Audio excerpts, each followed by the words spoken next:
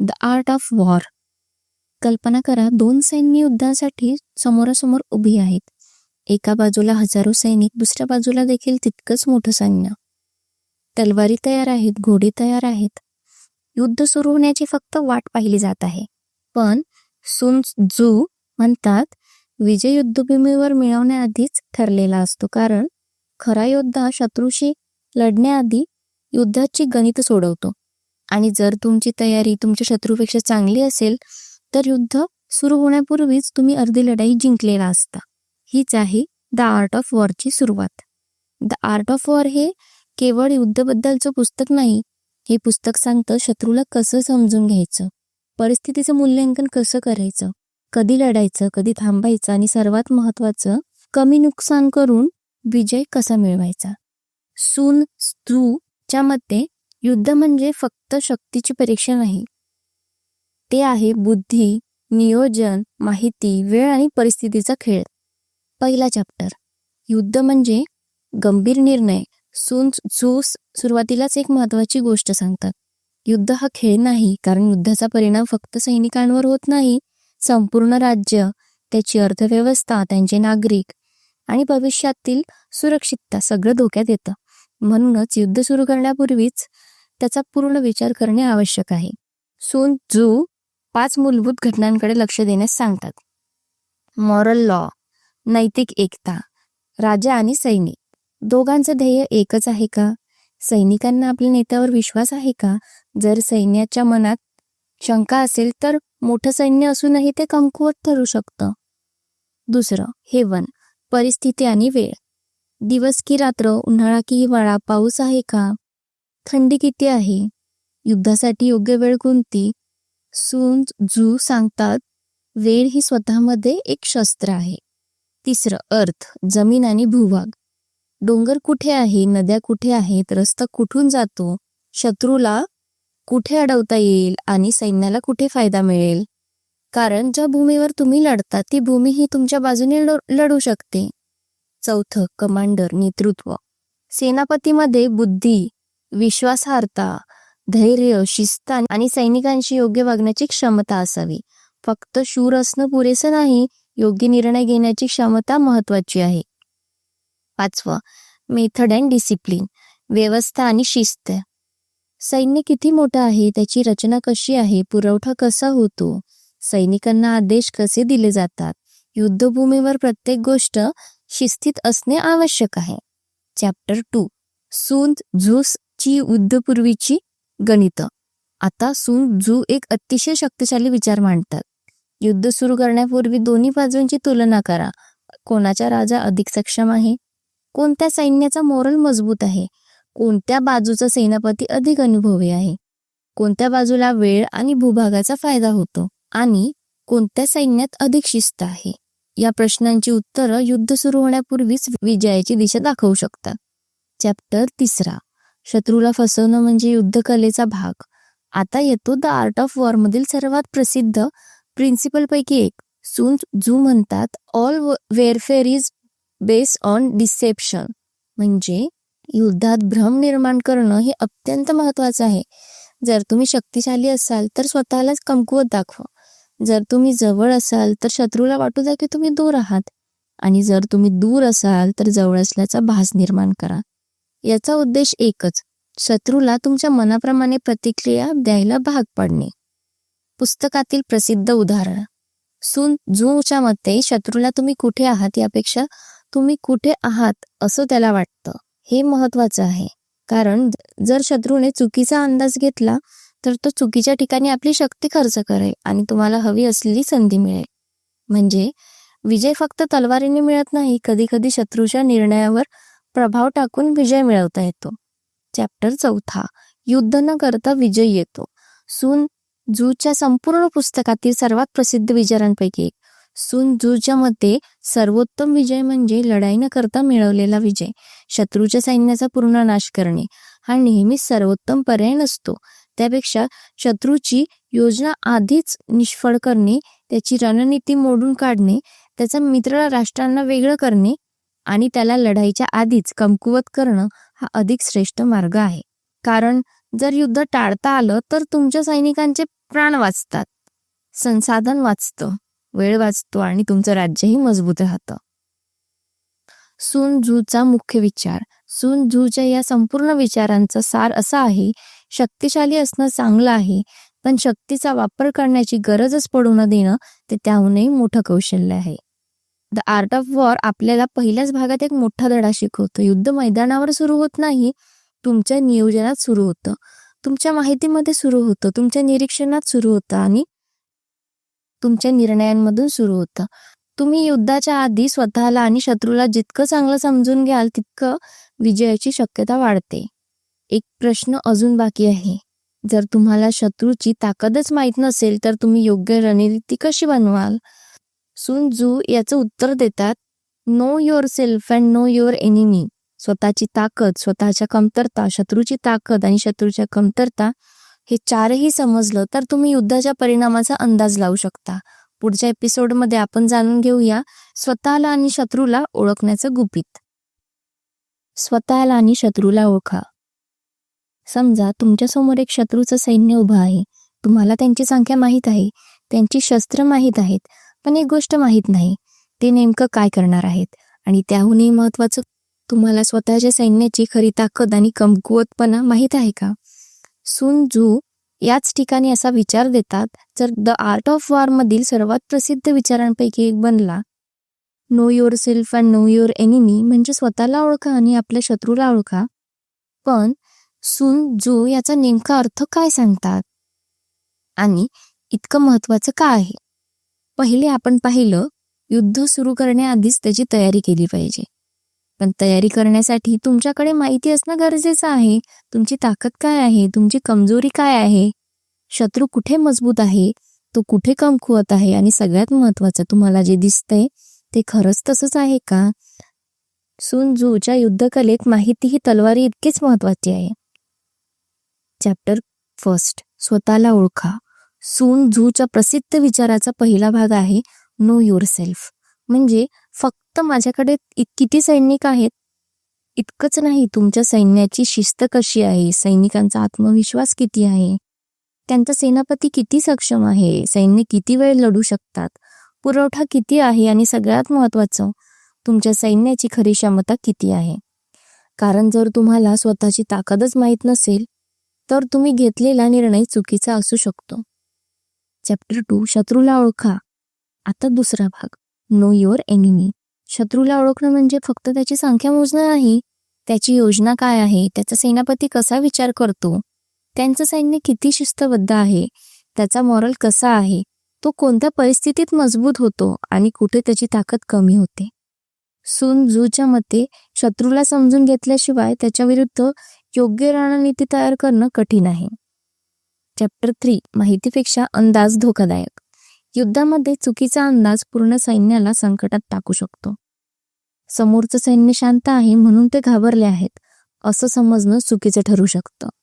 शत्रू मागे हटतोय म्हणून तो पराभूत झाला असं समजणंही धोकादायक आहे. कदाचित तो तुम्हाला पुढे ओढत असेल. म्हणून sun tzu आपल्याला एक महत्वाची गोष्ट शिकवतात, जे दिसतंय त्यावर लगेच विश्वास ठेवू नका, निरीक्षण करा, माहिती मिळवा आणि मगच निर्णय घ्या. चॅप्टर 4, स्पाईज आणि माहिती. द आर्ट ऑफ वॉर मध्ये sun tzu गुप्तहेरांचं महत्वही स्पष्ट करतात.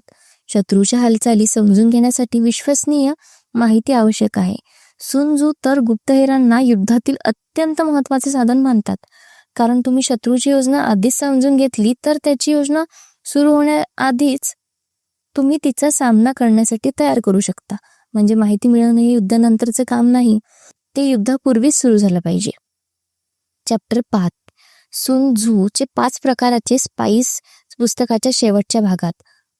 sun tzu गुप्तहेरांचे 5 प्रकार सांगतात. लोकल स्पाईज, शत्रूच्या प्रदेशातील स्थानिक लोक, त्यांच्याकडून प्रदेशाची आणि स्थानिक परिस्थितीची माहिती मिळू शकते. इनवर्ड स्पाईज, शत्रूच्या व्यवस्थेत किंवा अधिकारांमध्ये असलेले लोक, त्यांच्याकडून आतील माहिती मिळू शकते. कन्व्हर्टेड स्पाईज, शत्रूच्या गुप्तहेरांना आपल्या बाजूने वळवणं हे अत्यंत महत्वाचं, कारण त्यांना आधीपासून शत्रूची माहिती असते. डूम स्पाईस, ज्यांना अशी माहिती दिली जाते जिचा उपयोग करून शत्रूला चुकीची माहिती दिला जाऊ शकतो. सर्व्हायव्हिंग स्पाईस, शत्रूच्या प्रदेशात जाऊन माहिती घेऊन परत आपल्या बाजूने येणारे गुप्तहेर. सुन त्झू यांच्या मते या सर्व माहितीचा योग्य वापर केल्यास सेनापतीला शत्रूच्या हालचाली आधीच समजू शकतात. चॅप्टर 6, शत्रूला माहिती मिळू देऊ नका. इथे सुन त्झूची रणनीती आणखी खोल होते. फक्त शत्रूबद्दल माहिती मिळवणं पुरेसे नाही, तुमची स्वतःची माहिती शत्रूपर्यंत पोहोचू न देणं तितकंच महत्वाचं आहे. जर शत्रूला तुमची योजना माहिती झाली तर तुमची स्ट्रॅटेजी तुमच्या विरुद्ध वापरली जाऊ शकते. म्हणून सुन त्झूच्या युद्धकलेमध्ये आपण माहिती मिळवणं आणि माहिती लपवणं दोन्ही महत्वाचं आहे. एक अत्यंत महत्वाचा विरोधाभास. आता लक्षात घ्या, आधीच्या एपिसोडमध्ये आपण पाहिलं शत्रूला भ्रमित करणारा आणि आजच्या एपिसोडमध्ये आपण शत्रूला समजून घ्या. ही दोन्ही तत्व एकत्र आली की सुन त्झूची स्ट्रॅटेजी तयार होते. शत्रूला तुमच्याबद्दल चुकीची माहिती द्या, पण तुम्ही मात्र त्याच्याबद्दल शक्य तितकी खरी माहिती मिळवा. म्हणजे त्याला तुमचं पुढलं पाऊल कळणार नाही, पण तुम्हाला त्याचं पुढचं पाऊल आधीच समजलेलं असेल. हीच रणनीतीची खरी ताकद आहे. Final message. सुन त्झू आपल्याला सांगतात, युद्धात सर्वात मोठी चूक कोणती? स्वतःच्या ताकदीचा चुकीचा अंदाज. आणि दुसरी, शत्रूला कमी लेखणं. म्हणून स्वतःला ओळखा, तुमची ताकद जाणून घ्या, तुमच्या कमजोरी ओळखा, शत्रूला समजून घ्या, त्याच्या हालचालींचं निरीक्षण करा आणि अंदाजाऐवजी माहितीवर निर्णय घ्या. पण आता एक प्रश्न आहे, समजा तुम्हाला स्वतःची आणि शत्रूची ताकद माहिती झाली, तुमच्याकडे पूर्ण माहिती आहे, पण तुम्ही थेट युद्ध न करता विजय मिळवू शकता का? सुन त्झू यांचं उत्तर ऐकून कदाचित युद्धाबद्दलची तुमची संपूर्ण कल्पनाच बदलेल, कारण त्याच्या मते सर्वोत्तम विजय तो आहे जिथे युद्ध करण्याची गरजच पडत नाही. पुढच्या एपिसोडमध्ये लढाई न करता विजय कसा मिळवायचा. लढाई न करता विजय कसा मिळवायचा.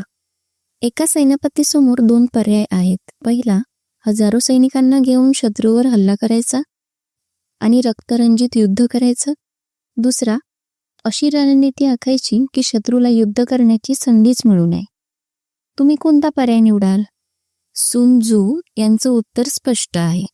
खरा महान सेनापती तो नाही जो अनेक युद्ध जिंकतो, तर तो आहे जो युद्धाची गरजच निर्माण होऊ देत नाही. आणि हाच द आर्ट ऑफ वॉर मधील सर्वात शक्तिशाली विचारांपैकी एक आहे. आपण एपिसोड 1 मध्ये पाहिलं, युद्ध सुरू करण्याआधी नियोजन आवश्यक आहे. एपिसोड 2 मध्ये पाहिलं, स्वतःला आणि शत्रूला ओळखणं आवश्यक आहे. आता पुढचा प्रश्न आहे, जर तुम्हाला माहित आहे तुमची ताकद काय आहे, शत्रूची कमजोरी काय आहे, तर तलवार उचलण्याआधीच विजय मिळवता येईल का? सुन त्झू म्हणतात, हो, आणि तोच सर्वश्रेष्ठ विजय आहे. चॅप्टर 1, युद्धाच्या पायऱ्या. सुन त्झू युद्ध जिंकण्याच्या वेगवेगळ्या पातळ्यांबद्दल सांगतात. सर्वात उत्तम, शत्रूची योजना मोडून काढणे. कारण शत्रूची योजना सुरू होण्याआधीच तुम्ही ती निष्फळ केली तर तुम्हाला प्रत्यक्ष युद्ध करावंच लागणार नाही. शत्रूच्या युती किंवा अलायन्सेस मोडण्याचा विचार येतो, कारण एकटा शत्रू सहाय्य मिळणाऱ्या शत्रूपेक्षा वेगळा असतो. आणि शेवटी प्रत्यक्ष सैन्यावर हल्ला म्हणजे सुन त्झूच्या दृष्टीने सैन्यावर हल्ला हा पहिला पर्याय नसून शेवटचा पर्याय आहे. चॅप्टर 2, शत्रूची स्ट्रॅटेजी मोडा. कल्पना करा, शत्रूने पूर्ण युद्धाची योजना तयार केली आहे. त्याला वाटतं तो एका विशिष्ट दिशेने पुढे जाईल, तुमच्या सैन्याला एका ठिकाणी अडकवेल आणि मग निर्णायक हल्ला करेल. पण तुम्ही त्याच्याशी थेट भिडण्याऐवजी त्याची योजना बदलायला भाग पाडले.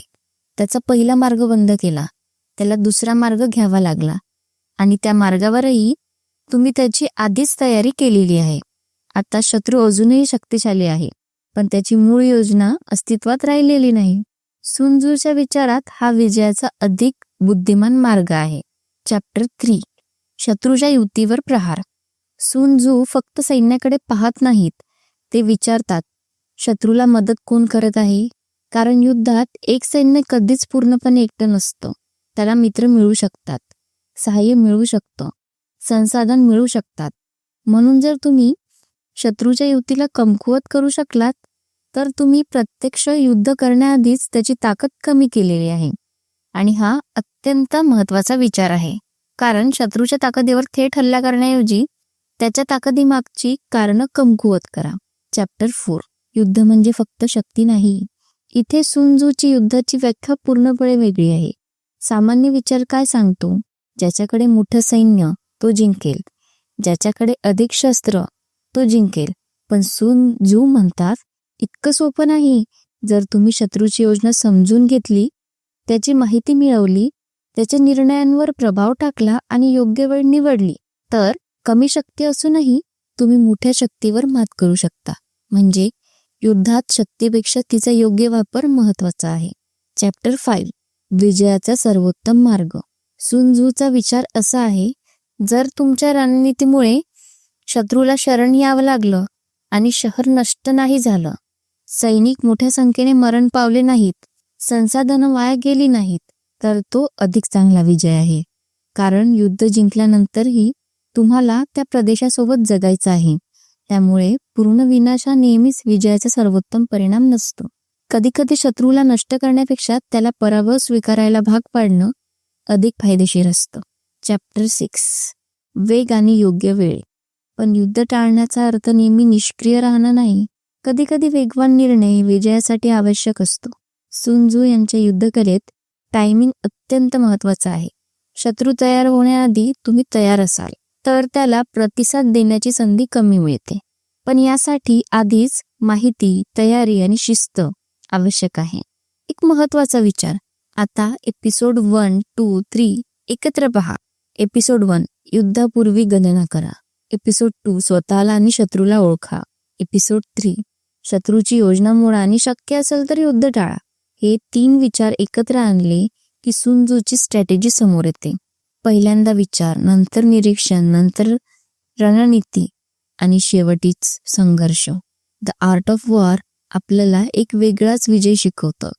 विजय म्हणजे फक्त शत्रूचा पराभव नाही. विजय म्हणजे कमीत कमी नुकसान करून आपलं उद्दिष्ट साध्य करणं.